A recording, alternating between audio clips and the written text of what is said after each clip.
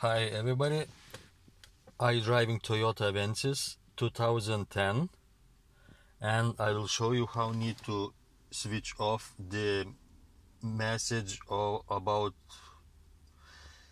engine oil changing, something like this, change oil message on the screen, on dashboard screen. Yeah, and okay, now it will be very quick. When your engine is working, press this button, press once, trip A. Yeah. After this, switch off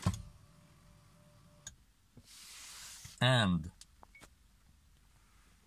now hold this button, press engine start, but didn't start engine, press again and didn't start engine. And if you see,